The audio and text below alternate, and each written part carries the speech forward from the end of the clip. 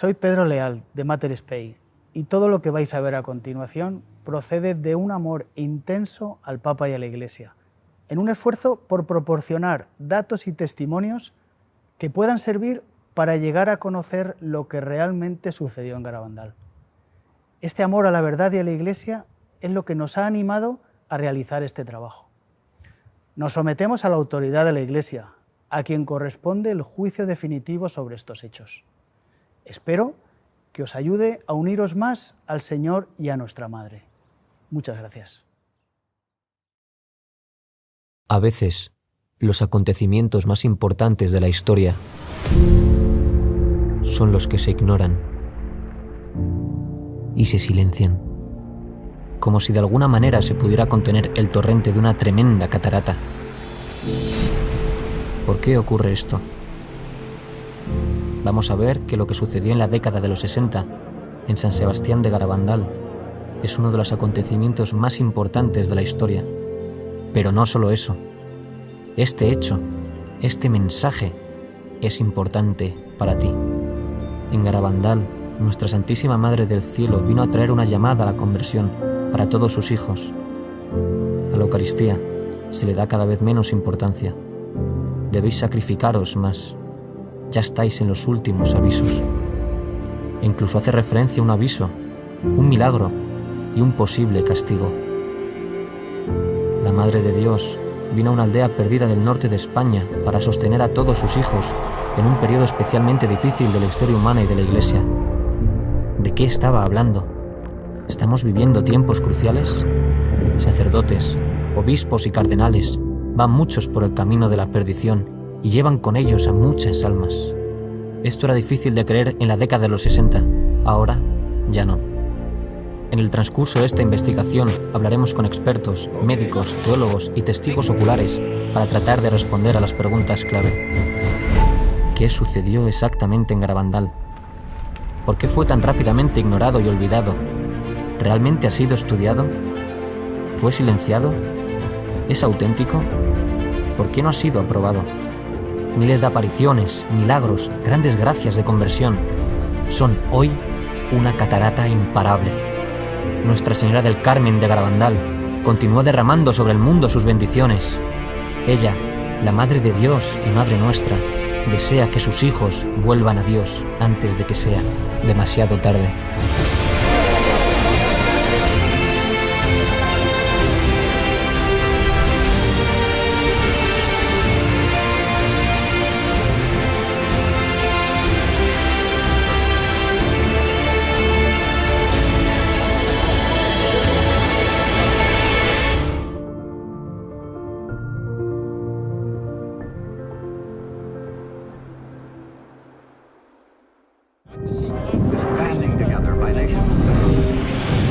Soy el padre José Luis Saavedra, soy doctor en teología por la especialidad de historia en la Universidad de Navarra. Bueno, soy Jorge Fernández Díaz, soy ingeniero industrial, inspector de trabajo, pero toda mi vida, durante 40 años hasta ahora, ininterrumpidos, pues he estado en la vida pública. Yo me llamo Ángel María Rojas. Entré hace más de 62 años en la Compañía de Jesús. Me ordené de sacerdote hace un poco más de 50 años. Soy Javier Paredes, catedrático de Historia Contemporánea de la Universidad Estatal, y entonces comprenderás que yo las apariciones de Garabandal las vea también con mentalidad histórica. En cada lugar de apariciones, el mensaje que Dios permite dar a la Virgen o que da Dios mismo a través de ella viene a ayudar a la Iglesia de una manera concreta en su tiempo y la sociedad y la historia real en la que está viviendo. Lourdes era una lucha contra el racionalismo. La Virgen le pidió a Bernadette beber barro y comer hierba. La gente estaba escandalizada cuando vio eso y hoy 5 o 6 millones de personas visitan Lourdes cada año. Fátima, la lucha contra el comunismo, el daño que iba a hacer una ideología que se convirtió en un totalitarismo que acabó con millones de personas. En Garabandal, el mensaje es todavía más fuerte. Bueno, creo que el momento en el que la Virgen viene aquí, a San Sebastián de Garabandal, es un momento, desde mi punto de vista, muy especial. Desde luego, en la historia de la Iglesia, claramente. Garabandal coincidió en sus años con los mismos años del Concilio Vaticano II. Garabandal empezó en el 61, terminó en el 65, el concilio empezó un poquito después y terminó el mismo año. El Concilio Vaticano II, año 62, 65, y la Virgen, mientras tanto, está aquí apareciéndose y diciendo unos mensajes. Uno entiende ahora, pues, con mucha más profundidad, el porqué de en ese momento histórico. Durante el siglo XIX triunfa una idea que venía arrastrándose desde siglos, concretamente desde la ruptura de la cristiandad desde Lutero, que era la introducción del concepto de autonomía del hombre. El hombre es un ser autónomo que se puede dar a sí mismo sus propias leyes. Eso mismo ocurre al final del XIX y principios del XX dentro de la Iglesia. De hecho, Juan Pablo II, en una de sus encíclicas más importantes, se llama Veritatis Splendor, en los números 4 y 5 habla de una crisis enorme introducida dentro de la Iglesia, donde los mismos seminarios y facultades de teología se han apartado de la doctrina de la Iglesia. Y en los 10 años siguientes al concilio, 17.000 sacerdotes se secularizaron y 25.000 religiosos y religiosas abandonaron la vida consagrada. Y lo vemos concretamente en la crisis de las vocaciones. Normalmente hasta el año 1964 se mantenían en un nivel de 8.100, 200 seminaristas mayores de España. El año 1964 baja al número de 1.000 y se mantiene en 1.000 algo. O sea, la crisis en torno a los años siguientes al concilio fue increíble, increíble. En el año 62, exactamente cuando empieza el Concilio Vaticano II, se produce la crisis de los misiles entre Estados Unidos y la Unión Soviética, con ocasión de la colocación de aquellos misiles que había instalado la Unión Soviética en la Cuba de Fidel Castro. Eso es octubre del 62. Sabemos que se estuvo al borde de una guerra y ahí parados, esperando órdenes, y mientras tanto el teléfono rojo sin parar de comunicar entre Kennedy, Khrushchev, etcétera, etcétera. Han sido momentos de una extraordinaria gravedad en lo que hace referencia a la posibilidad de que estallara un conflicto nuclear, absolutamente. Vamos a ponernos en 1961, los que conozcan Garabandal, que echen la vista atrás lo que era Garabandal, el pueblo San Sebastián de Garabandal, a donde no se podía subir en coche, con unas niñas que eran prácticamente analfabetas, que muchas de las cosas que les decía la Virgen no las entendían. ¿Por qué la Virgen les dice a unas niñas unas cosas que no entienden, pero que sí que las transmiten? Porque Garabandal es una aparición para todos nosotros.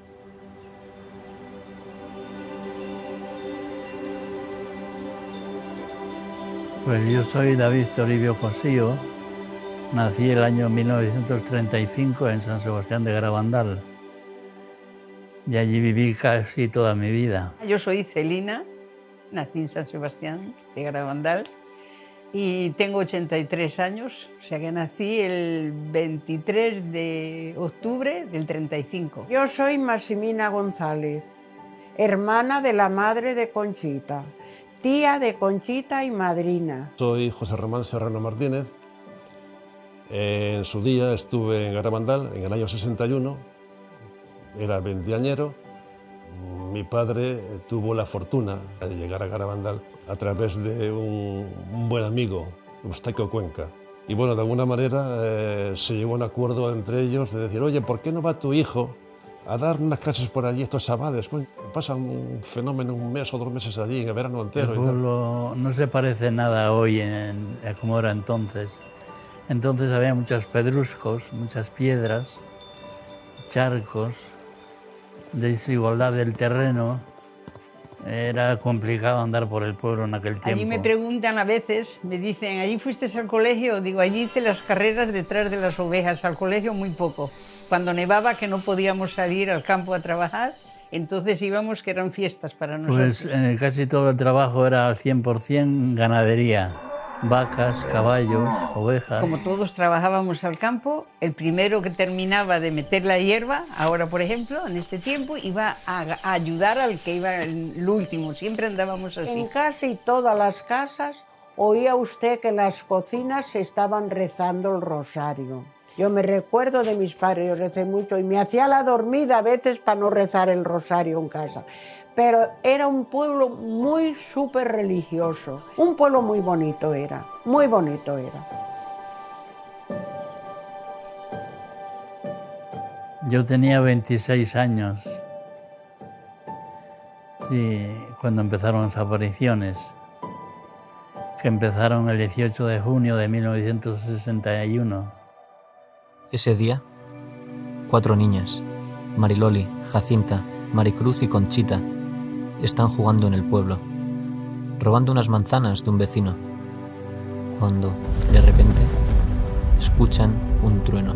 Levantan la cabeza, miran hacia los valles cercanos, por ninguna parte ven la posibilidad de una tormenta. Es lo mismo que había sucedido en el comienzo de Fátima y en el comienzo de Lourdes.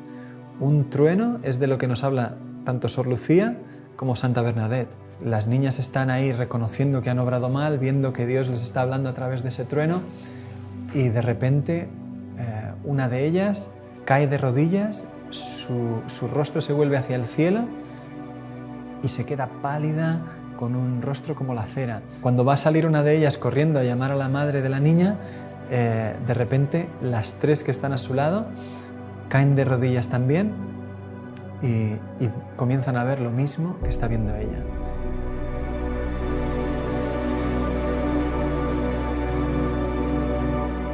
Es un ángel y sin decirles nada les llena como de asombro.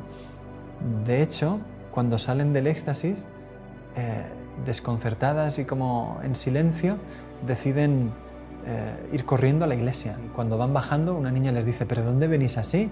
Ya responden: es que hemos visto al ángel. Ellas se van corriendo y llaman a la maestra.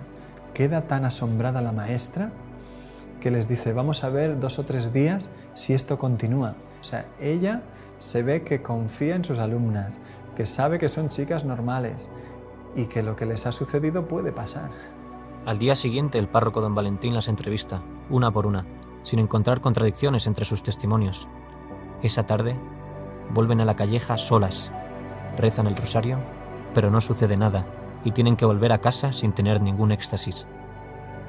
Esa noche, cuando se van a acostar, las 4, cada una en su casa, escucha una voz que les dice: no os preocupéis, que me volveréis a ver.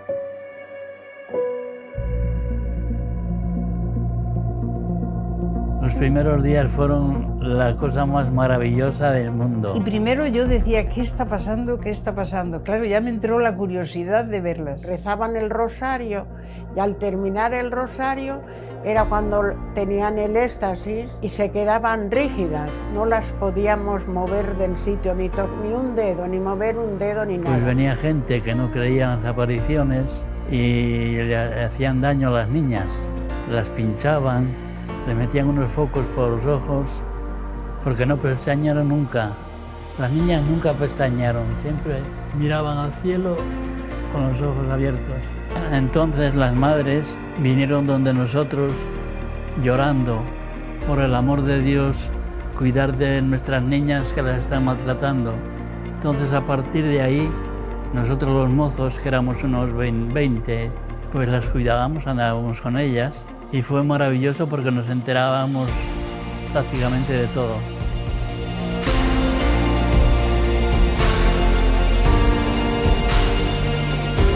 Pues el 4º o 5º día ya está el párroco tomando nota de lo que sucede y dice que hay 600 personas viendo los éxtasis y los domingos hasta 3000. Y es una aldea a la que hay que subir por un camino que es 1 hora andando y bien empinada la cuesta porque no se puede subir en coche. No había baños, no había apenas luz eléctrica, no había asfalto y se llena de gente aquello. El mero hecho de que haya tanta gente allí ya te está diciendo de qué es lo que estaban viendo. El 1 de julio, el ángel les anuncia una visita muy especial que tendrá lugar al día siguiente. Ese día, 2 de julio de 1961, ven a la Santísima Virgen como Nuestra Señora del Carmen.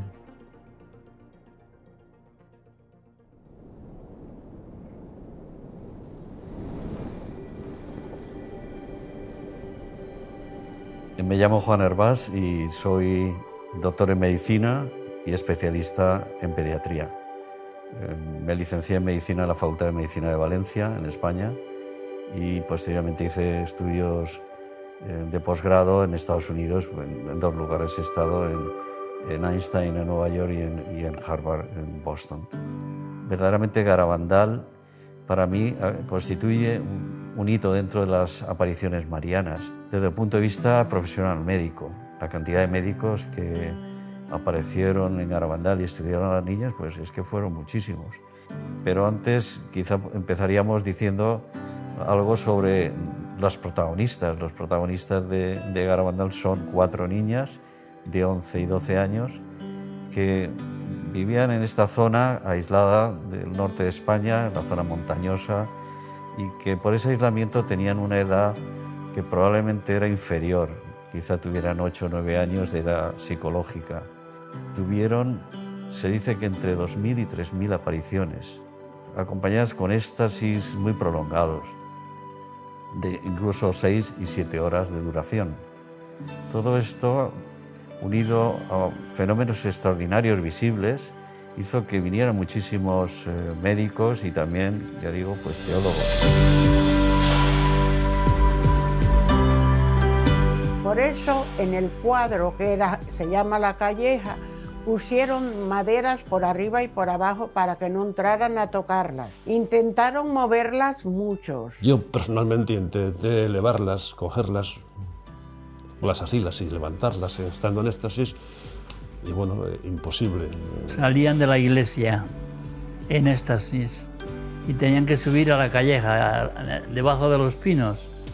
Entonces los mozos teníamos que ir uno por un lado, otro por otro, y unos delante y otros detrás. Era una sensación rara. Corriendo, y de vez en cuando, pues, ¡pas!, pegaban un giro, porque por la calleja de no sé qué, por la calleja de no sé cuál, hasta que en algún momento empezaban a correr de tal manera que levantaban los brazos en cruz y parecía que en lugar de correr volaban a una velocidad tremenda. Nosotros no éramos capaces de seguirlas. A esa velocidad había un momento en que de vez en cuando ¡pas!, pegaban un frenazo en seco. Y nosotros, en lugar de frenar, lo que hacíamos era salir todos disparados porque no podíamos frenar en seco. Y luego, con los brazos en cruz, cogían carrerilla otra vez hacia atrás, a la misma velocidad que corrían y volaban hacia adelante. Y luego eso se trasladó ya, y en lugar de hacerlo en el pueblo nada más, corrían monte arriba. Y de noche corrían monte arriba, todos con luces, con linternucas, como pudiéramos y tal. Y por aquellos andurriales pues te pegabas unos porrazos tremendos, te caías 20.000 veces. Ellas nada. Por ahí subían a los pinos, bajaban, daban un recorrido por todos los lados y al final acababan en casa. Y claro, en esas correrías, pues mucha gente se dejaba los zapatos o lo que fuera. Y bueno, tanto es así que en algún momento, en casa de Conchita dijo a Serafín, a su hermano: oye, que me dice la señora que ha perdido el zapato no sé qué, vete a tal sitio que ahí está. ¿Qué dices? De noche y tal. Que sí, que vete, no sé qué, mira, pegando a la cuadra de no sé quién, pues ahí arriba, antes de llegar a los pinos tal, ahí está. Y Serafín, el bueno de hombre, pues corría y hacía lo que decía su hermana, y bajaba con el zapato. Las niñas entraban en trance, que es un estado alterado de conciencia con abolición sensorial. El fenómeno se iniciaba con una hiperextensión del cuello, muy brusca. Caían de rodillas cuando estaban juntas al mismo tiempo, pero la caída era absolutamente imposible. Y son unas piedras tremendas que, bueno, que al caer de rodillas, ¡pas!, subían los porrazos, y sin embargo, al levantarse, miraba las rodillas y estaban intactas, y no tenían ni moratones, ni ninguna rojez, nada de nada. Perdían la sensibilidad táctil y la dolorosa, de forma que se les podía pinchar y quemar. Estando 2 días allí, las metían agujas, de esas de coser sacos de aquella época, que tenían la punta, digamos, curvada para coser sacos, y allí que sin ningún problema les pinchaban. Pero que ellas no sentían absolutamente nada.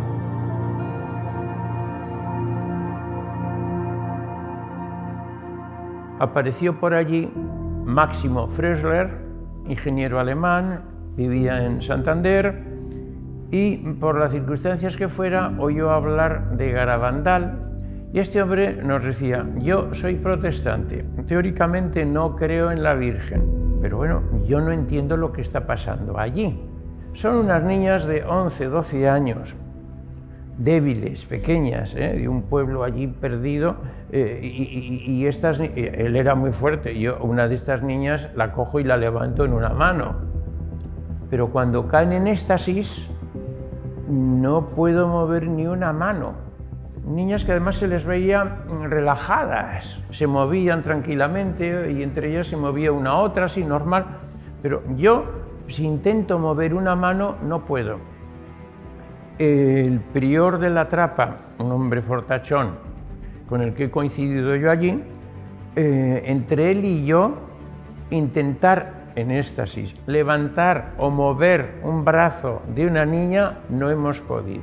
Entre él y yo no es que no podemos levantar, sino no movemos un músculo.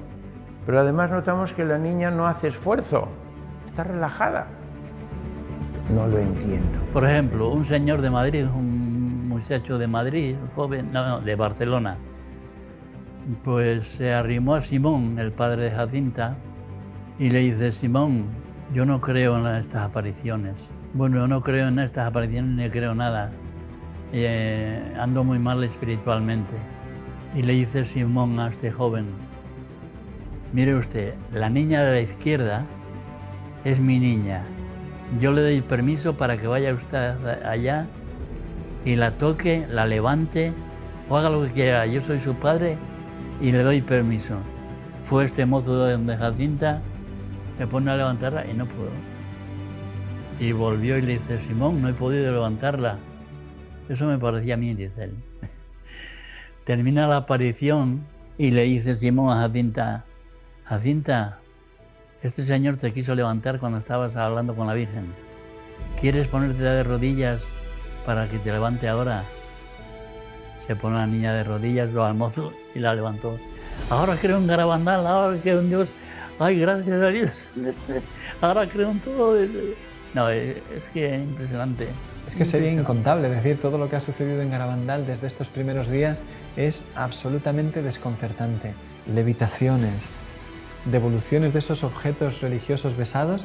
La niña tenía a lo mejor 100, 200 objetos, cuenta Pepe Díez, que se les hacía como una bola todo delante de lo que ella tenía, de medallas, rosarios, y cogía de uno en uno como fácilmente y lo devolvía a la persona que fuera sin preocuparse. Una señora le dio las medallas, la suya, la de su marido, la de su hijo y la de su nuera. La Virgen besa cada una de estas medallas y la niña no le devuelve a la señora las 4. Sin haberlos visto, le pone a cada uno la suya y sin equivocarse las 4 medallas que la señora le había dado. Claro, la señora dice: ¿yo qué más necesito ver? Si es que llorando allí delante de todo el mundo, diciendo: es que es imposible que haya acertado las 4 medallas a cada uno la suya, sin saber ni quiénes somos, ni de dónde venimos, ni de quién es cada una, y sin mirar las medallas. La Virgen como se manifestaba dejando ver algo, claro, que atraía cada vez a más gente. Quienes volvían a casa y contaban esto hacían que viniese cada vez gente de más lejos. Soy Román Martínez del Cerro García de Blanes. Conocí Garabandal fundamentalmente a través de 2 jesuitas, Lorenzo Lacabe y el padre Ramón María Andreu. Tenía entonces 15 años y mi padre era catedrático en el mismo instituto. Con un pequeño 600 que teníamos, nos vinimos a ver a Garabandal. Dejamos el coche en Cosío. Era imposible subir desde Cosío a Garabandal porque era una pista forestal llena de barro y imposible, pero encontramos un Land Rover que nos subió a Garabandal. Entonces la primera que yo viví directamente, a mí me gusta sobre todo hablar personalmente de lo que yo he vivido. Me han contado, sé mucho, leído, pero yo lo que de verdad viví es lo que más me gusta transmitir porque lo hago de primera mano. Mariloli tenía aviso por la tarde, por la noche, y nos fuimos a la taberna o tienda que tenía su padre. Nos sentamos allí, tenía la escalera a mano derecha entrando, después una barra y no había sitio, habíamos 10 o 12 personas, y yo me senté en un saco en una esquina de esa tienda esperando esos avisos que la Mariloli podía tener. pasaban las horas y yo estaba, después del viaje además estaba reventado, me quedé dormido, mi padre se quedó dormido y todos estuvimos. Y más o menos sobre las 3 de la madrugada, de pronto yo me despierto, ruido, ya. Salimos todos corriendo y pasó la barra en la parte del fondo y Mary Lori se había caído en éxtasis en la cocina. Se había oído, fue impresionante el ruido de las rodillas en el suelo. Eso fue impresionante. Ya salimos todos a verlo. Yo tenía 15 años, yo iba más de curiosidad que otra cosa. A mí me pasó que cuando yo veía a la niña se transfiguraba. O sea, la niña se embellecía, pero una cosa increíble. La niña era una niña normal y corriente y de pronto era otra. Más bien pálida, con una sonrisa y con una cosa fuera de lo natural. Y a mí eso me impresionó tanto que me empecé a temblar y no era capaz de controlarme y lo pasé fatal. Pero fatal porque yo no sabía si me iba a caer o qué me pasaba. Nadie se me hacía caso porque todo el mundo estaba pendiente de la niña y yo era el que menos pintaba allí. Y en ese momento yo pues me dirigí a la Virgen y le pedí por favor que me quitara aquel temblor. Me lo quitó y desde ese momento empecé a disfrutar. Perdón.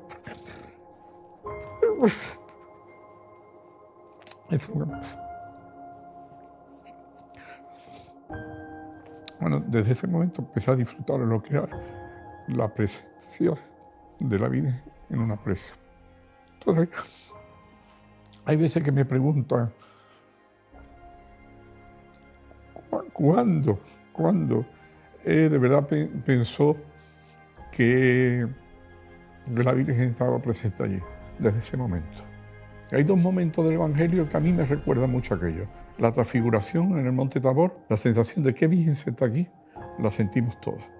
Y la otra, la alegría de, por ejemplo, la visita de la Virgen a su prima Santa Isabel. Esa alegría y ese bienestar fueron en todas las apariciones. Y sobre todo desde ese momento. Desafortunadamente, no todos estaban a favor. Especiales dificultades tuvieron muchos intelectuales. Así sucedió al llegar a la aldea la llamada Primera Comisión Episcopal. Solo subieron 3 veces en todo el primer año de apariciones. Pero el día que la Virgen se apareció por primera vez, todos estaban en el pueblo. Su instructor, el padre Francisco Driozola, con 2 sacerdotes y 2 médicos, el doctor Piñal y el doctor Morales. La comisión comentó con alguna de las personas que había por allí, que había venido con ellos, que aquello se iba a terminar ese mismo día. Pero no se estudiaron los hechos extraordinarios que ahí estaba pasando. De hecho, el doctor Morales nunca más subió a la aldea. Él mismo lo cuenta en una conferencia que dio años después. Solo estuve en la aldea en una ocasión. Y sin embargo, de mis informes negativos vino la condena para Garabandal. La comisión, de hecho, no volvió a subir hasta finales de julio y subió por la noche para intentar llevarse a las niñas a escondidas y que todo aquello se terminase. Las familias se negaron, excepto la de Conchita.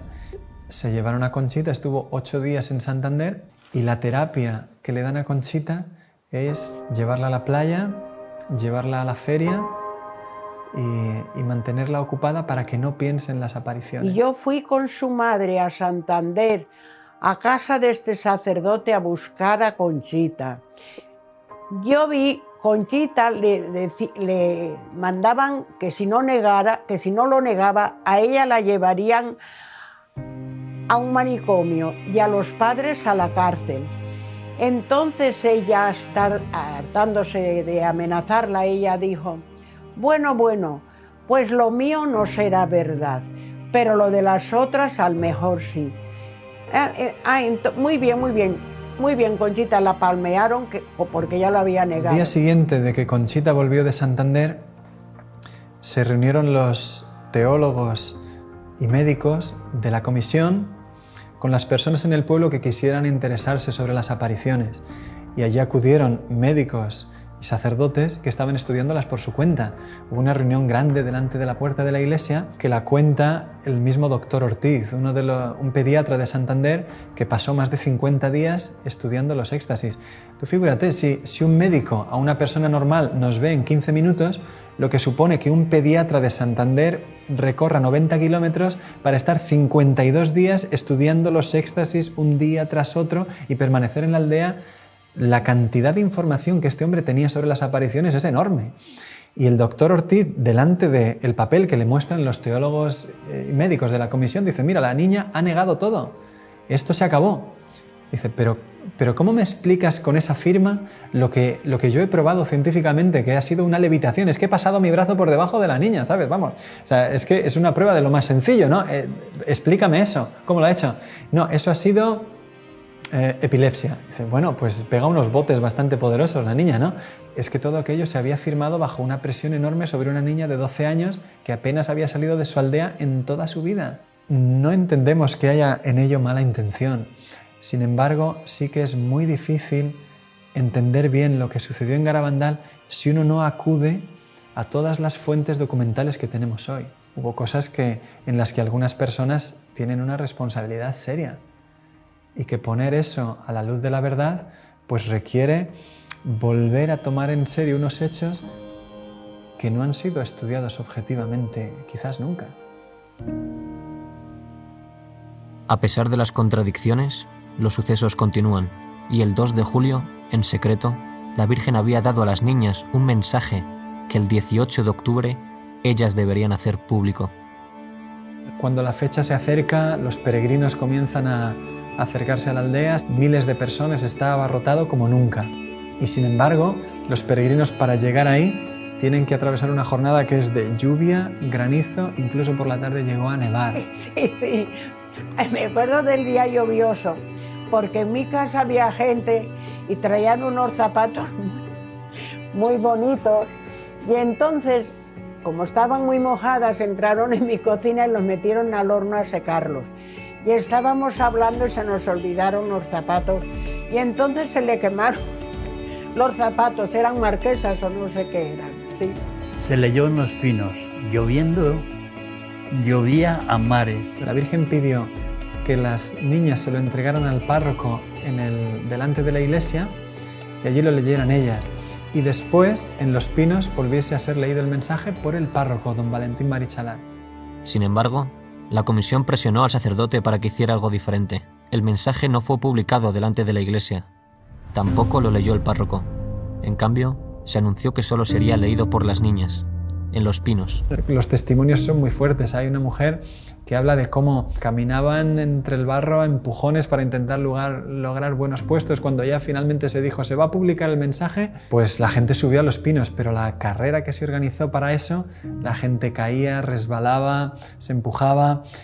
Y cuenta ella, dice, lo increíble es que no nos matáramos, miles de personas para conseguir un buen puesto, y dice ella, yo quedé como a unos 60 metros de las niñas. Y claro, apenas oí nada, pero cuando ya llegó el mensaje, toda la situación me tenía completamente ya vencida. Hay que hacer muchos sacrificios, mucha penitencia, visitar al Santísimo. Pero antes tenemos que ser muy buenos. Y si no lo hacemos, nos vendrá un castigo. Ya se está llenando la copa, y si no cambiamos, nos vendrá un castigo muy grande. Insiste mucho en lo que fue el mensaje de Fátima. Estamos en plena guerra mundial, cuando viene la Virgen a Fátima, y dice que las guerras son consecuencias de los pecados de los hombres, y que por tanto tiene que haber conversión. Bueno, en Garabandal lo mismo. El primer mensaje que dice que el cáliz se está llenando de los pecados, de las ofensas a Dios que se están cometiendo, ¿no? Y que si no nos arrepentimos, si no pedimos perdón, si no nos sacrificamos, si no rezamos, pues que vendrá un castigo. Vendrá un castigo, ya anuncia el castigo. El mensaje hablaba efectivamente de un castigo.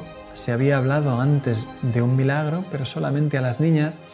Y eso comienza desde ahora a ser una parte importante en Garabandal, como una ayuda especialmente grande para un tiempo particularmente difícil de la historia. Sin embargo, en ese día el mensaje no se pudo entender. Dijeron, toda esa preparación tan grande para un mensaje tan chiquito como sacrificios, visitar al Santísimo, todo eso ya lo sabemos, y un castigo muy grande si no cambiamos, pues ya lo sabemos. Las videntes después, durante los años posteriores a las apariciones, siempre han dicho, lo más fundamental que tenemos que poner en el centro son los mensajes.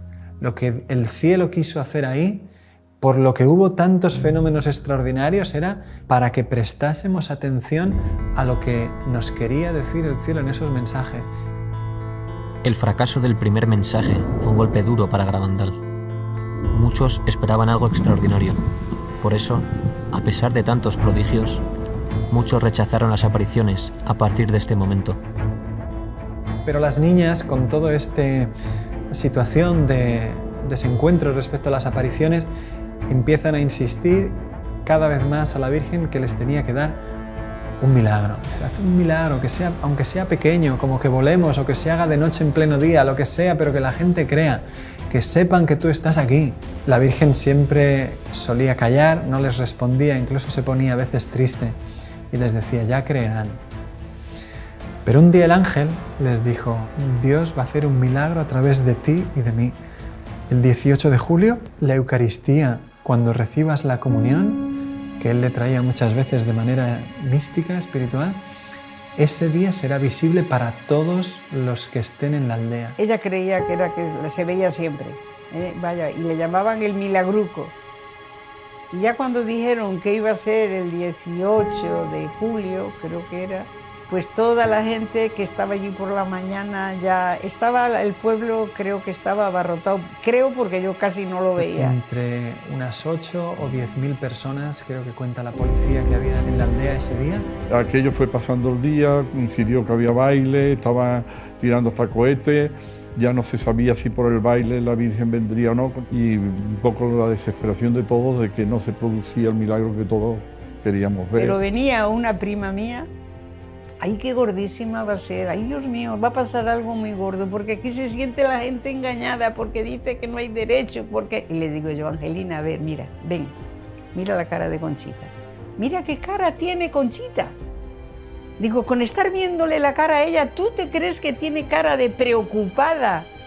De que ha metido una mentira tan gorda y eso, yo nada más que hacía estar allí y ver a Conchita. Y ya, pues bueno, ¿qué le vamos a hacer? Dios quiere esto, pues con resignación nos fuimos ya para dormir a nuestra casa. Y en el momento que estamos en la calle, oímos un revuelo enorme. Y entonces ya los que estaban más cerca empezaron, ya están éxtasis, que están éxtasis. Y claro, nada más casi estar en éxtasis sale. Y se da la vuelta, yo ya me la perdí entonces porque resulta que la gente se abalanzó detrás de ella y yo digo que pisamos a gente. Cogí una linterna potente, yo estaba pegado a ella prácticamente y enchufándole con la linterna, prácticamente metida la linterna en la boca. Ella abrió la boca, sacó la lengua, no tenía absolutamente nada. Y de repente apareció un punto. Saca la lengua y empezó a formarse una cosa blanca, blanca, blanca, muy blanca, mucho más blanca que la nieve. Se fue agrandando en forma de espiral. Era como una moneda de 10 duros, decía yo entonces, y así la sacaba todo lo que podía. Y yo vi después cómo se le iba aguando hacia alrededor cuando ya se le estaba deshaciendo. Y hasta que la tragó. Preguntaban a Benjamín Gómez, ¿pero estás seguro que no la tenía en el bolsillo y la puso o que la tenía ya en la boca? Mire, yo estaba a 20 centímetros de ella, es imposible que hiciera nada, estaban muy vigiladas. No estaba a una distancia, no, estaba pegado a ella. Pero eso, ¿quién ha dicho que la tenía en los brazos, en las manos? No, hombre, es que es una barbaridad. O sea, es que la lengua estaba totalmente limpia, y de repente apareció un punto blanco, un punto, nada más que un punto, en la lengua. ¿Dónde se dio ese punto? La impresión esa tan fuerte, yo no la he tenido en mi vida. Yo decía, gracias Señor, ahora sí que estoy segura de que existes, empezaba yo. Yo me he enterado después que alguno de ellos, que después que no lo creía después que había sido eso cierto lo que había visto. 2 testimonios contrarios llegaron al día siguiente a la aldea. Uno de ellos ya esa misma noche. Un señor, José Antonio Giuliani, no vio el milagruco. Él no consiguió estar en la zona, en la calle donde eso sucedió. Y estando lejos, le preguntó a uno, ¿tú lo has visto? No, ¿tú lo has visto? Tampoco. Pues ya está, todo es mentira, se lo han inventado, es de noche, la oscuridad, las dificultades, la pericia de las niñas, nos la han colado. Y se extendió la noticia de que nos habían engañado, de que era todo mentira. Pero en realidad, este señor no había visto nada.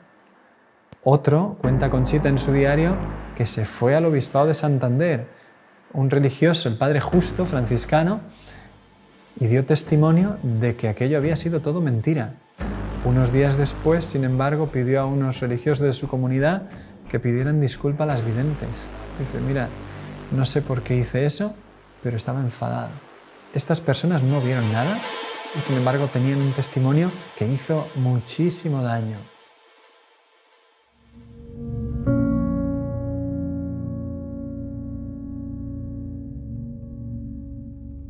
A partir del mes de septiembre de 1962 comienzan a hablar ya con claridad de un aviso, de un milagro y de un castigo. El aviso, según Garabandal, será un fenómeno mundial, una gracia de Dios para cada uno de nosotros. Yo creo que es una manifestación de la misericordia de Dios. Si uno se pone a pensar, el mejor favor que Dios nos puede hacer en este mundo es ver el estado de nuestra alma y a dónde iríamos, ¿no es cierto?, si nos muriésemos. La gracia del aviso será como si se detuviese el tiempo y todo el mundo pudiese ver su alma por un instante tal cual la ve Dios. Todo el bien que hemos hecho, todo el bien que hemos dejado de hacer y todo el mal que hemos hecho.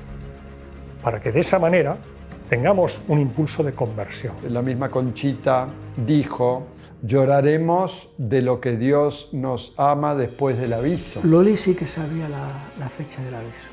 Y dijo que el aviso vendrá en un momento en que España y el mundo lo necesiten. Y habló de una iglesia que parecerá desaparecida.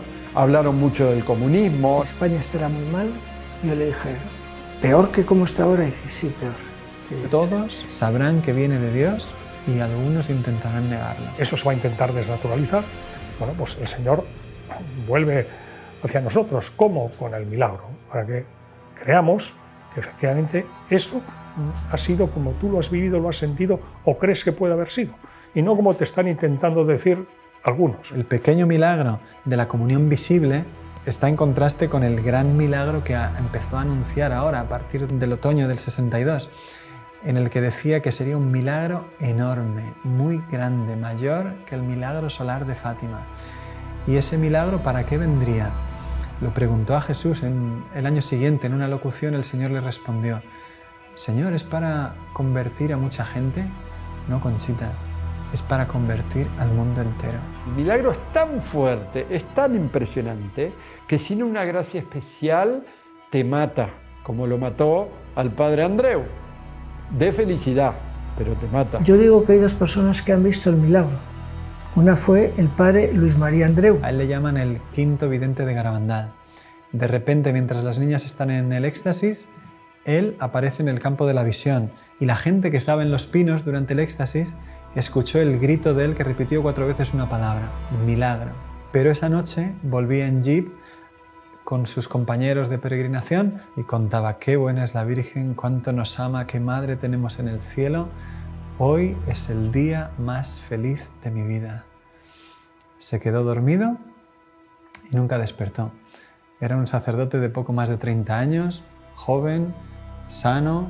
Todo el mundo quedó perplejo porque había fallecido de repente, el día que había visto el milagro de Garabandal. Y hay otra persona que ha visto el milagro, San Pío de Petralcina. Y el padre Pellegrino, que la había aceptado poco antes de morir, dice, yo he sido el último hijo espiritual aceptado por el padre Pío en vida. Le dijo que había visto el padre Pío, había visto el milagro antes de morir.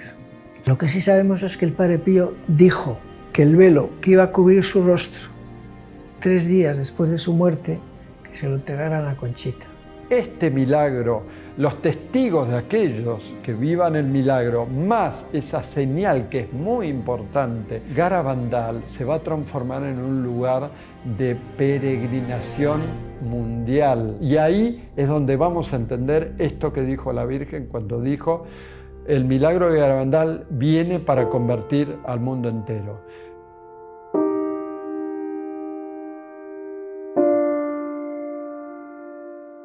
Y la Virgen, lo que está diciendo en Garabandal, como en Fátima, en todas partes, convertíos, convertíos, convertíos, oración, oración, oración, sacrificio.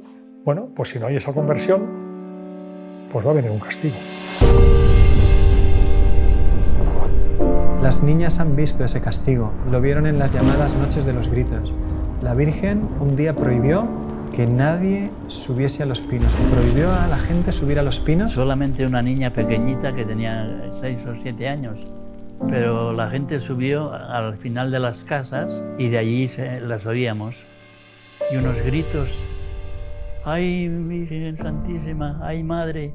A los niños no, a los niños no. Yo esa noche pensé que era el fin del mundo, lo tenía totalmente creído.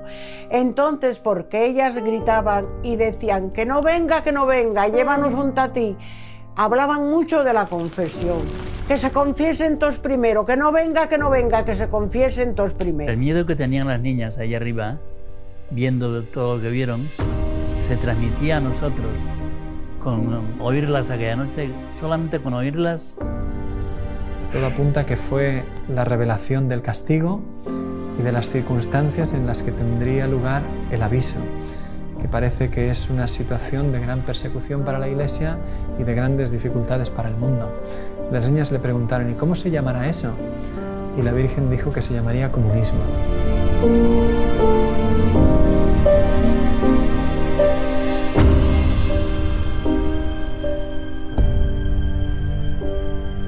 Yo estaba con la boca abierta porque había allí un franciscano que se quedaba aquí en mi casa. Entonces José Manuel, un chico del pueblo, vio a este sacerdote. ¡Padre, padre, rece, rece, que estamos perdidos! Rezaba, cuando rezaba aquel padre, las niñas callaban. Venía una paz inmensa y percibías esa paz. Pero el padre se cansaba de rezar y volvían otra vez. Callaba la boca, porque él también quería oír y quería hablar con la gente, quería enterarse de cosas y dejaba de rezar. Y era la víspera del Corpus. Y el día del Corpus fue un día precioso. Unas confesiones, unas comuniones, una procesión del Corpus con el Santísimo. A mí me da pena que mucha gente, cuando hablan de Garabandal enseguida, piensan, ¿y el aviso y milagro castigo? ¿Por qué no nos fijamos en todo lo demás?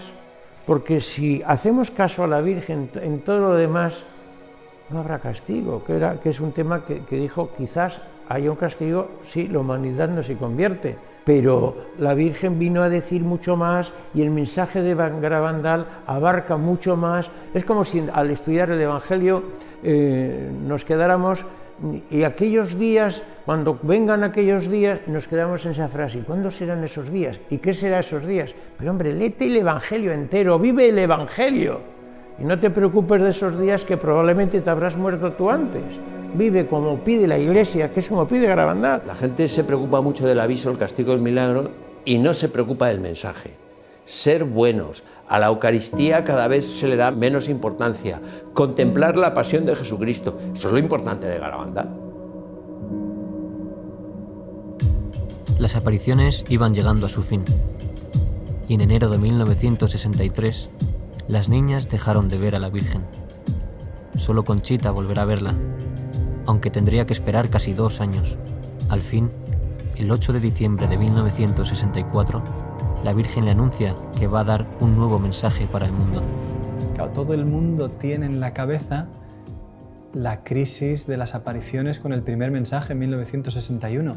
Entonces, ahora, cuando todo está más dividido, de repente se anuncia otro mensaje y lo anuncia una vidente sola. Sin embargo, se va acercando la fecha y mira, todo el mundo esperaba algo.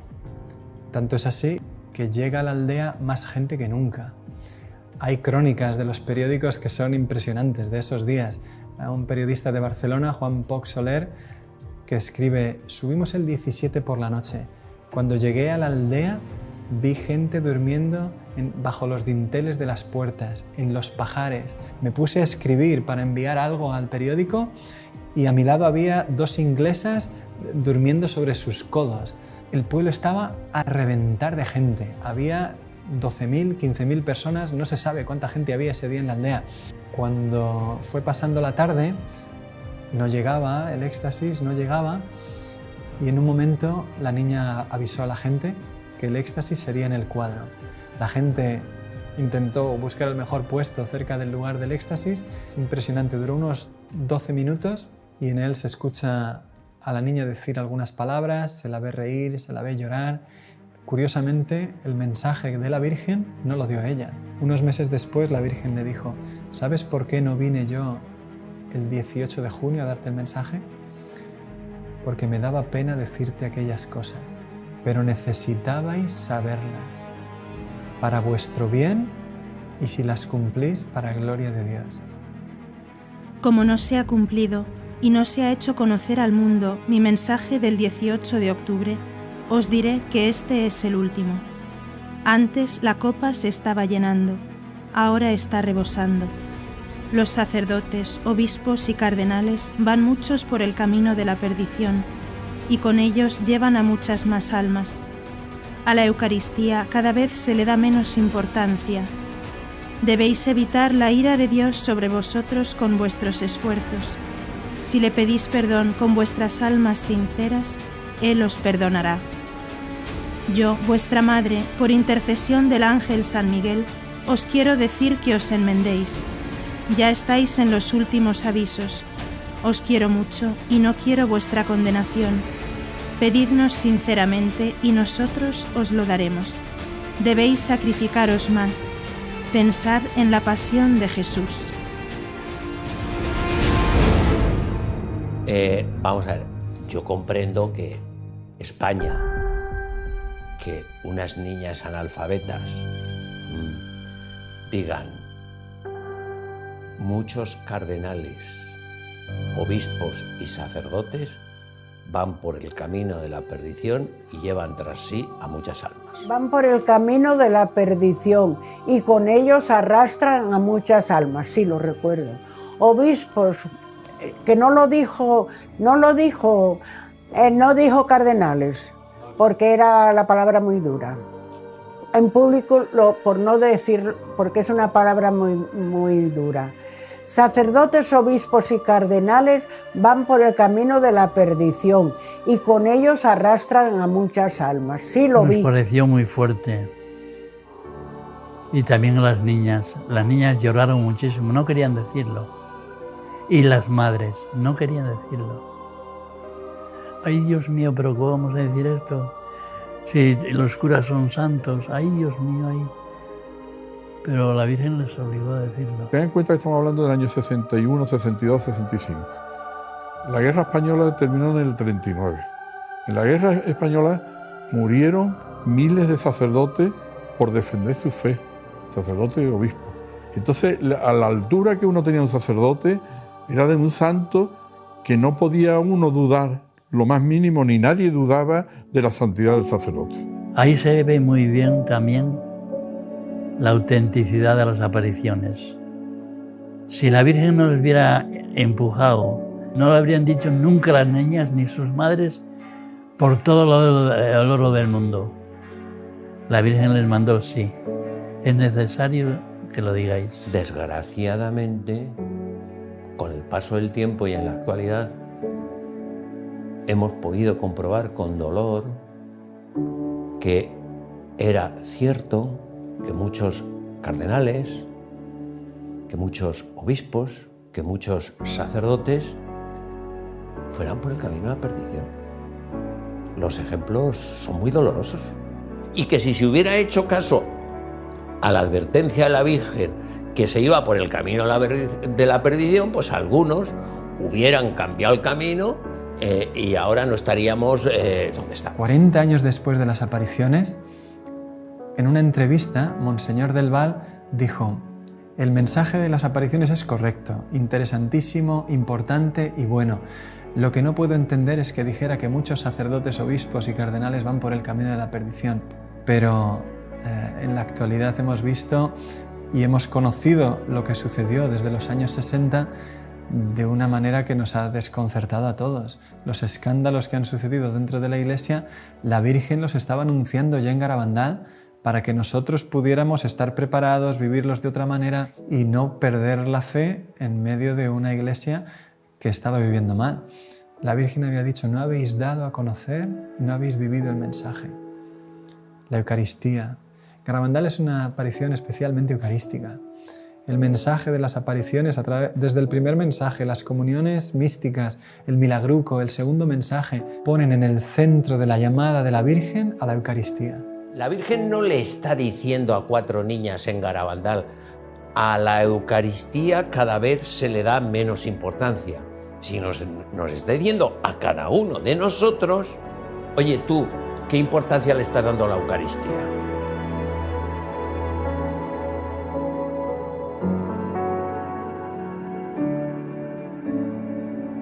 Los fenómenos terminaron con la aparición del 13 de noviembre de 1965. Después de esto, las niñas dejaron la aldea. Conchita acabó en Burgos, donde fue recibida por el padre Manuel Guerra y la madre Nieves García. Cuando conocí a Conchita, estaba en Burgos de superiora, con la casualidad de que yo no quería ya admitir a ninguna niña más porque el colegio estaba completo ya. Entonces, al poco tiempo viene la portera y me dice: hay una familia que pregunta. Vino el capellán con ellos y entonces ya les dije que yo tenía un sitio. Y entonces ya me dijeron quién era Conchita, me explicaron y me pidieron que Conchita tuviera un confesor, que don Manuel se ofreció, y una persona que la formara, y me ofrecí yo.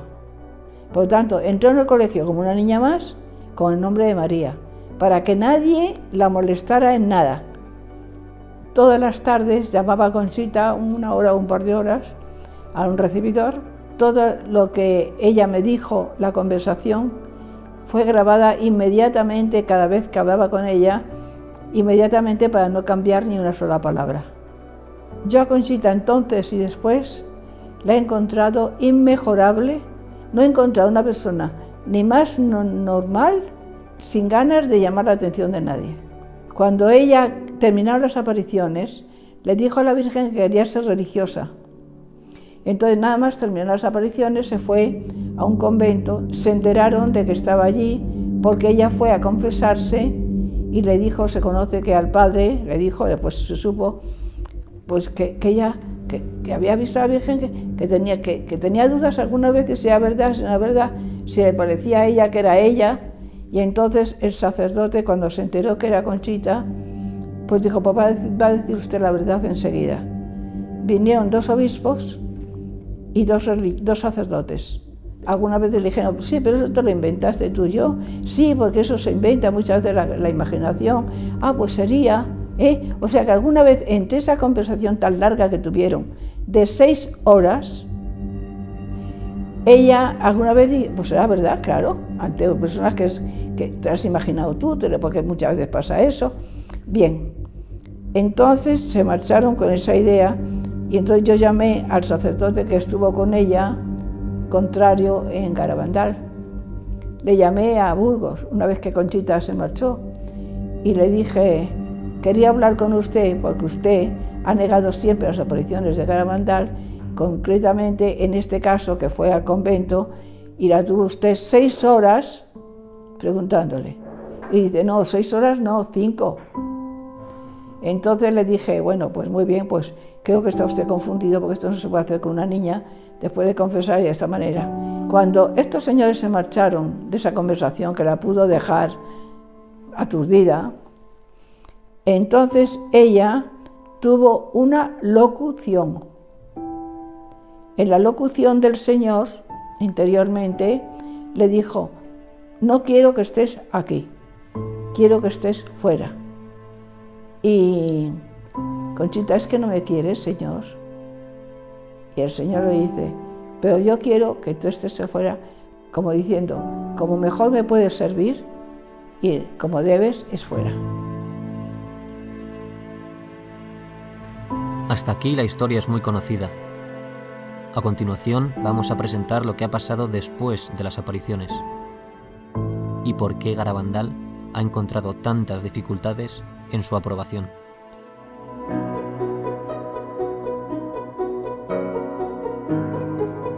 En 1962, Monseñor Beitia rechazó las apariciones. 5 años después, su sucesor, Monseñor Puchol, afirmó que todo había sido un simple juego de niñas. Su nota afirma que todo tuvo explicación natural. Cirarda, su sucesor, dijo lo mismo. Tras estos 3 prelados, llega a Santander Monseñor Juan Antonio del Val, que había sido miembro de la primera comisión. Por esta razón, Del Val sabía que las apariciones no se habían estudiado bien. Por eso intenta fundar una nueva comisión, pero fracasa 3 veces. Al fin, tras 12 años intentándolo, consigue el respaldo de Roma y con el apoyo del cardenal Ratzinger, en 1989 funda por fin la segunda comisión. Escuchemos ahora unos testimonios de esta época y después escucharemos un testimonio muy importante de esa segunda comisión. After the death of Padre Pio, the Holy See increases its interest in the events in the Ed Kelly. I was born and raised in Seattle of elderly Irish-American Catholic parents. I spent a lot of time in Santander in 71, and in 72 spent 10 months here. Pages, news, sensational, and documentary report. The first years, they didn't write anything. I didn't find anything in the papers until after the girls made their declarations of uncertainty. Then on the front page of the local papers, all of them, no hubo apariciones in Garabandal. Nothing. Everything has a natural explanation. And I read that, and the papers were stupid. I mean, there was so much that was illogical. I talked to the Bishop del Val Gallo. He had just made his own pronouncement that said, my predecessors have judged that it wasn't certain whether the apparitions were of supernatural origin or not. I'm in communion with those bishops. I had written for him the statements of the evaluation from all of the previous official notes. I just had the part that gave the bishop's evaluation of what happened. And he looked them over and he says, this one, the second note of Bishop Baetzia in 1965, this is the best statement on Garabandal and the one that conveys my opinion on it. And that was the note that had the statement of orthodoxy, that everything is in compliance with the traditional teaching of the Church, the real presence of the Blessed Sacrament, devotion to the Blessed Sacrament that is, and the Blessed Mother that's well known. Maternel Afiner, que es un sacerdote de lengua francesa que en Garabandal estuvo desde el principio estudiando las apariciones, fue entrevistado por la comisión. A él le impresionó mucho que le entrevistaron en un restaurante durante una comida. Y le impresionó más todavía que cada vez que él daba una respuesta se escribía de la manera más contraria a las apariciones posible. Le preguntaban, ¿y está usted seguro de eso? Bueno, de eso no estoy seguro. Ponga que duda sobre eso.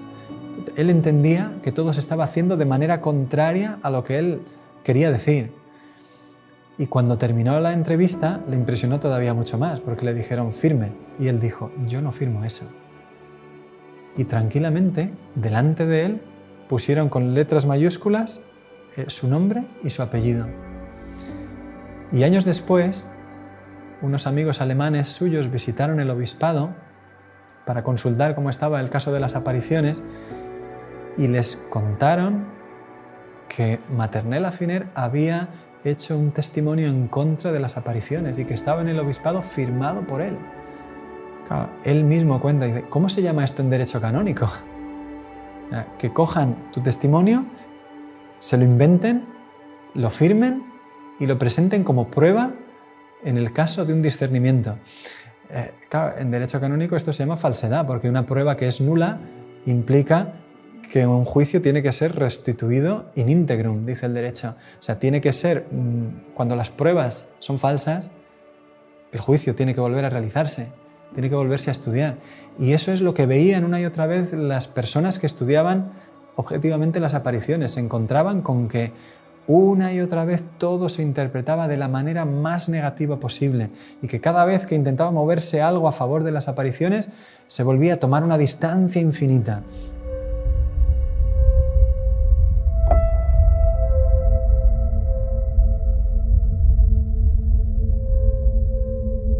The story of Menchu Mendiolea.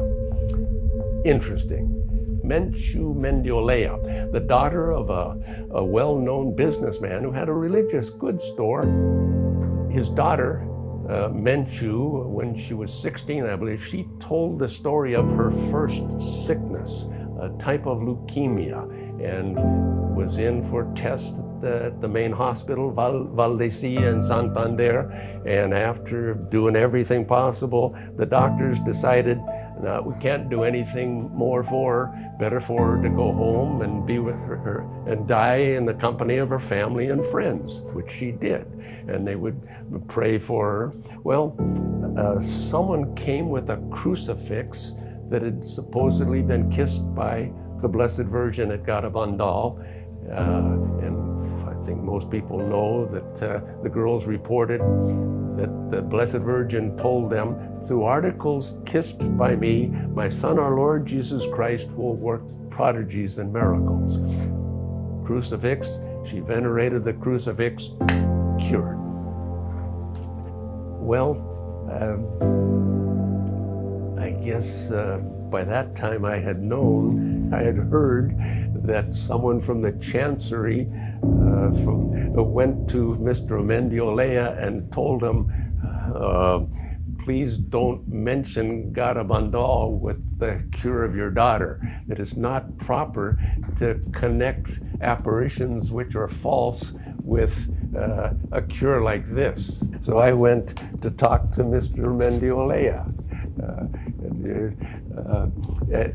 And we talked. I says, is it true that someone came from the diocese to tell you not to mention it? Yes. Well. Desde la misma comisión que estudiaba las apariciones, no solo no se estudia la curación de Menchu, sino que incluso se silencia el hecho de la misma curación y se requiere a la familia que no hablen de ello en ninguna parte. 10 años después, en 1975, Menchu está embarazada de su tercer hijo, 8 meses de embarazo, y le vuelven a diagnosticar la misma enfermedad, eritremia. Su marido, el doctor Ángel Álvarez, es médico en el hospital de Valdecilla, donde ella había estado hospitalizada la primera vez. Y allí, durante un mes, hacen todo tipo de pruebas. Siendo él médico allí, consigue que todo el equipo de hematología estudie a su mujer, incluido el jefe de servicio. Todo el mundo se pone a trabajar sobre ella y al final el doctor Zubizarreta, el jefe de servicio, le dice al doctor Álvarez, al marido, mira, si tu mujer se cura es un milagro, no va a poder salir adelante. El 7 de diciembre, el marido de Menchu dice, mira, mi mujer quedó curada en Garabandal y como nosotros no hablamos de las apariciones, como ha vuelto a suceder lo mismo. Coge el coche y se va con su cuñado a Los Pinos. Está nevando, sube, reza el rosario allí. Su cuñado no sabe lo que están haciendo. Dice, mira, Menchu ya no tiene solución, acéptalo. Bajan y cuando vuelve al coche le dice, Menchu está curada, estoy seguro. Vuelven al hospital y le pide al doctor Zubizarreta que vuelva a hacer un estudio.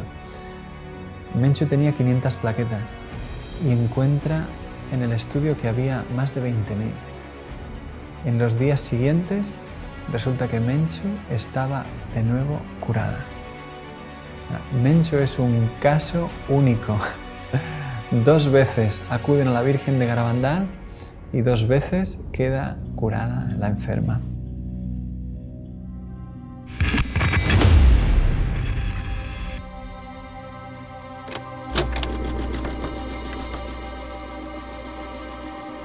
Creo que no tenía todavía 20 años cuando un teólogo, un escritor, hizo un comentario que le escuché sobre Garabandal.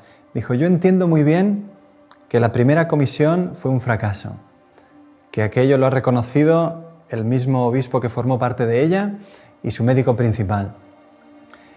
Entiendo que las negaciones de las niñas ante Monseñor Puchol se realizaron bajo presión. Las niñas negaron las apariciones bajo una presión que hoy es indiscutible.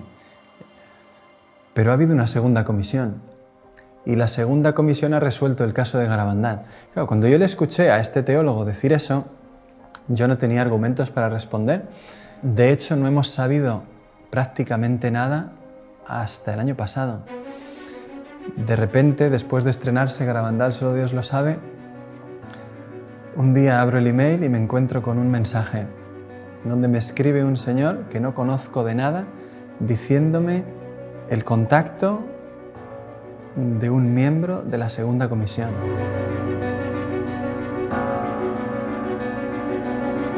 Me llamo Javier Vildósola, estudié la carrera de Ciencias Políticas y Sociología en la Universidad Complutense de Madrid.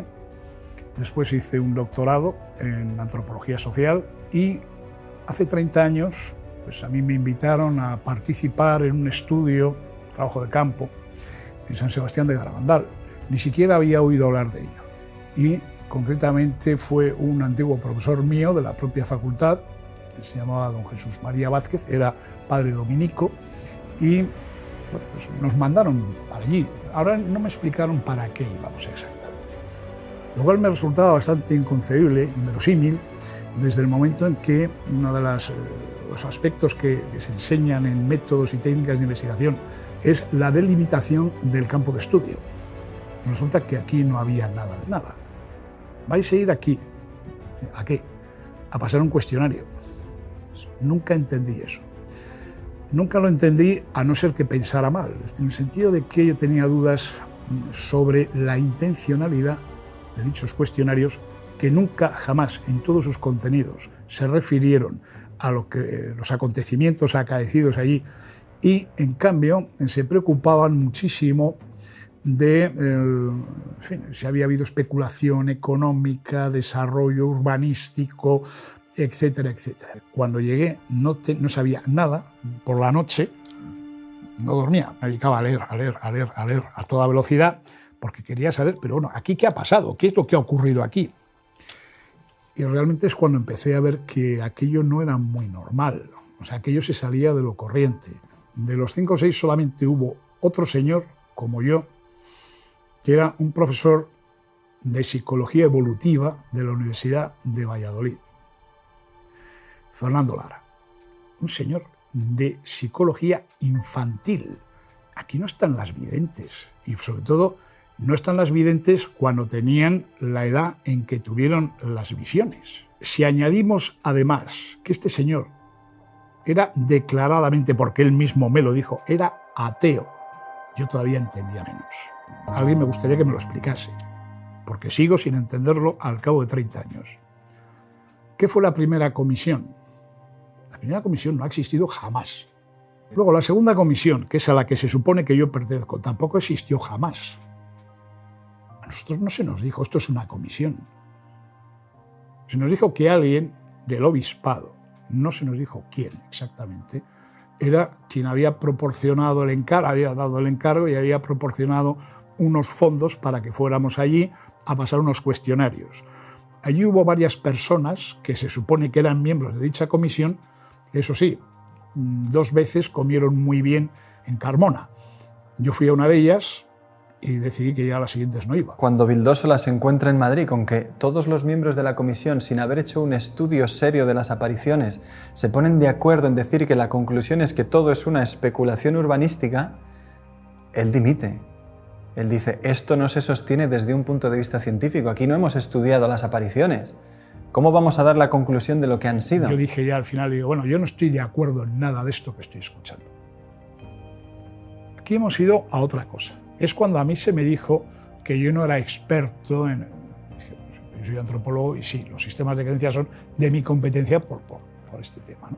Y entonces es cuando yo dije que iba a presentar, si se presentaba unas conclusiones como aquellas, elaboradas por unas personas, de las cuales solamente uno, Fernando Lara, había estado presente todos aquellos días, y otras 3 o 4 personas habían ido a comer a Carmona en 2 ocasiones y eso sí, un día subieron a pasar los cuestionarios, esas personas no estaban en condiciones de decir nada. Y es que yo sigo sin entender a qué fuimos. Por eso digo que si no hubo primera comisión, porque aquella primera comisión no fue seria, es que no ha habido tampoco segunda comisión. Yo me quedaba diciendo, ¿pero qué estudio se ha hecho? ¿Qué es lo que sabemos de Garabandal? ¿Y cómo puede ser que un teólogo serio de hoy día te diga, Garabandal está estudiado porque ha habido una segunda comisión? Solamente sabiendo esto es cuando entiendes lo que Ratzinger dice cuando recibe el informe de 26 de abril de 1991. Efectivamente, en Roma el trabajo de la segunda comisión fue estudiado en la congregación presidida por el cardenal Ratzinger. El futuro papa respondió en 1992 con una carta fundamental para la historia de las apariciones. En ella afirma que Roma examinó atentamente todos los informes de la comisión. Esto muestra su interés por el caso. En segundo lugar, Ratzinger afirmaba que Roma había decidido no intervenir, aunque podría hacerlo. Así, de momento, el caso debía quedar abierto. En fin, Ratzinger sugería al obispo afirmar non constat, que significa incerteza. Roma no encontraba argumentos suficientes para realizar un juicio definitivo. El caso debía quedar abierto. Desde 1992, todos los obispos y administradores apostólicos de Santander han repetido el non constat de Ratzinger. Ante el difícil proceso de las apariciones, detenido por tantas dificultades, por el momento no se encontró una solución mejor. Desde entonces, las apariciones quedaban abiertas al sentido de fe de los fieles. Por eso, la actitud de ellos puede ser fundamental de cara a un juicio favorable de la Iglesia. Y a más de 50 años del final de las apariciones, Garabandal todavía espera respuesta. Y que tenemos derecho a saber qué es lo que ha sucedido ahí. Después de más de 50 años, Garabandal sigue esperando respuesta. Sigue siendo un mensaje importantísimo para nosotros, para ti. Porque hoy, nuestra Madre sigue derramando sus bendiciones en Garabandal.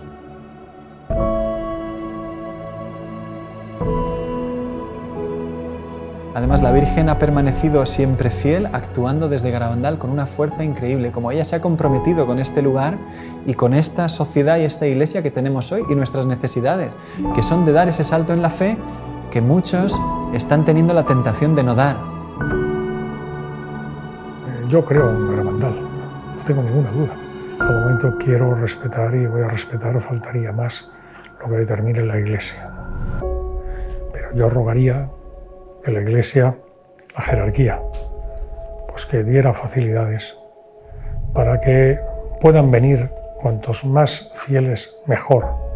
Y en unos momentos tan difíciles como los que vivimos, pues yo creo que en lugar de cerrar, lo que hay que hacer es abrir las manos con misericordia para que puedan ser debidamente atendidos contra más hijos de la Iglesia quieran acercarse a Dios en un lugar que algo debe tener cuanta tanta gente atrae, como es Garabandal. Y se compromete a través de milagros, curaciones y sanaciones interiores que siguen produciéndose hasta hoy. Es que sería incontable lo que hay que decir sobre las apariciones.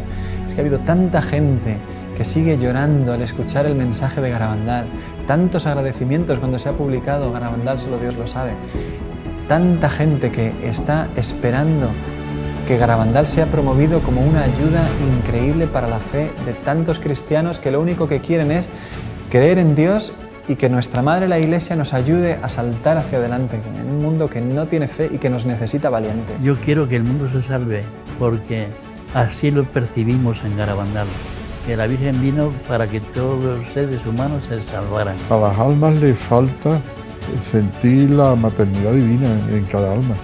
Y eso es lo importante que se siente aquí en Garabandal. Una de las cosas que a mí me gustaría es que se hiciera una comisión médica para el estudio de las apariciones de Garabandal y de los fenómenos asociados, fundamentalmente las curaciones relacionadas con Garabandal, de personas que dicen haber tenido una curación relacionada con Garabandal. Creo que es una obligación para todos el volver a abrir el caso de Garabandal. So much happened there that it'll never be compiled in one area.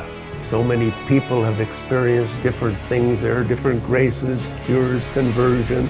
Todos vamos hacia un encuentro personal con Jesús, todos vamos hacia una intervención de Dios en nuestra alma, particularmente con nombre y apellido cada uno, pero también en el mundo para cambiar las cosas y el rumbo por donde están ahora, de la cual tú puedes tener mucha esperanza de que muchas cosas van a cambiar para bien. Garabandal no se ha cerrado, Garabandal no ha terminado, yo diría Garabandal está vivo. ¿Cuánto está queriendo hacer el cielo a través de que se deje conocer el mensaje de la Virgen hoy?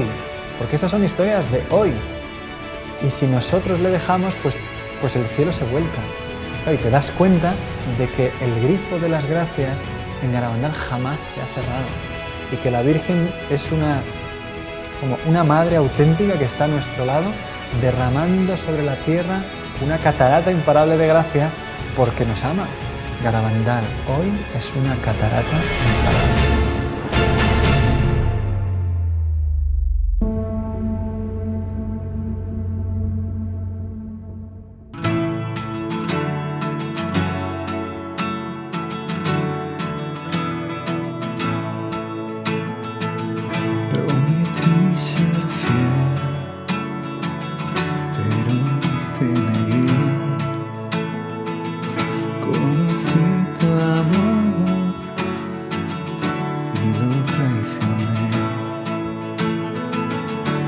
Quisiste que sintiera sobre mí tu amor.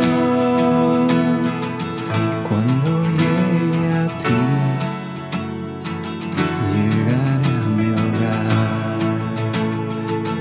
Y en la noche dudé y tuve miedo, me aparté de ti.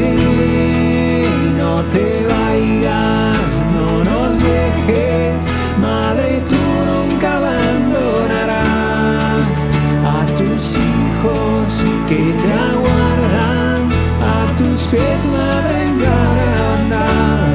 Soy tan feliz de tu mano, todo es nuevo por tu amor. Y en Garabandal tu presencia desbordó mi corazón.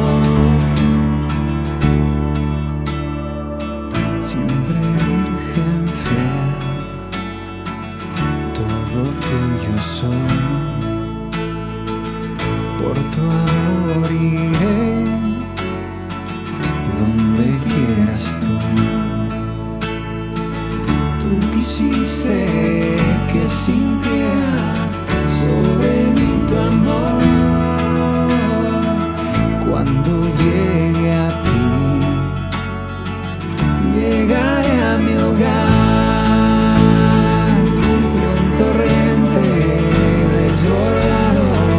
Fue tu amor por mí. No te vayas, no nos dejes, Madre, tú nunca abandonarás a tus hijos que te aguardan, a tus pies, Madre, en Garabandal. Soy tan feliz de tu mano, todo es nuevo.